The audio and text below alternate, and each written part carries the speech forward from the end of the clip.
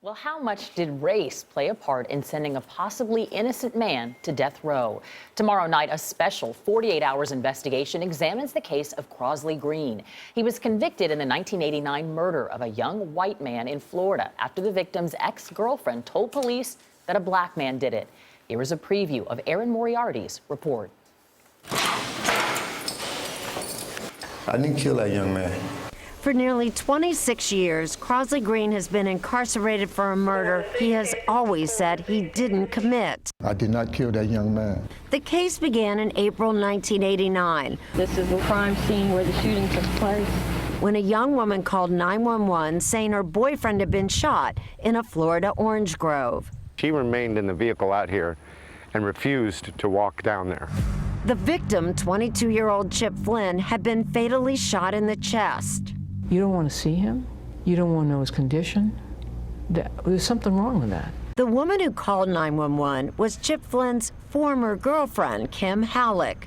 She said that she and Chip had been in his truck, this truck, when a black man with a gun hijacked and drove them to that remote grove. She alone managed to get back into the truck and escape. Halleck, recorded by police, said that the assailant had tied Chip's hands behind his back. Yet somehow, Flynn managed to get a hold of his own gun and fired. The guy stepped back, Chip dove out of the truck.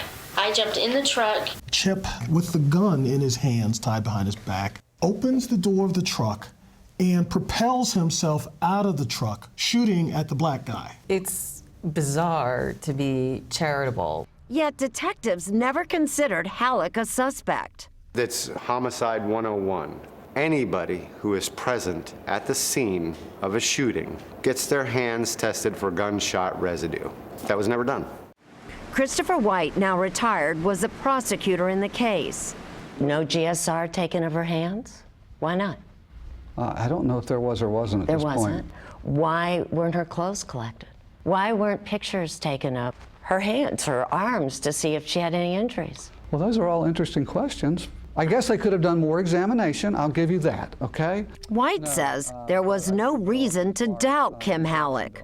I don't see how there's anything here concrete to tell anybody that Kim Halleck lied. So when she picked Crosley Green, a small-time local drug dealer, out of a photo lineup, he was charged and ultimately convicted of the murder and sent to death row. It's an example of race being a substitute for evidence. Erin Moriarty is with us now. Why did he say that there was no reason to doubt the girlfriend? Well, I mean, as the prosecutor told me in this interview, she's a nice girl from a nice family. There were so many problems with this investigation, and it's not just Crosley Green's case. We found 3 others in this county at the same time that had the same kind of problems in the investigation. I should point out that there is some good news with Crosley Green.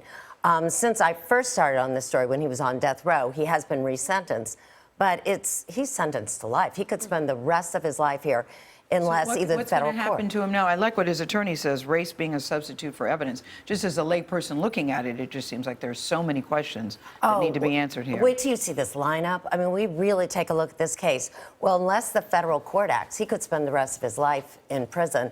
But I'm kind of hoping the Attorney General's office in Florida will say, in the interest of justice, maybe we should take a new look at this case. Yeah. Can't wait to see the rest of that. Erin, thank you so much. You can watch Erin's full report, Last Chance for Freedom, tomorrow night on 48 Hours. That's at 10, 9 Central here on CBS.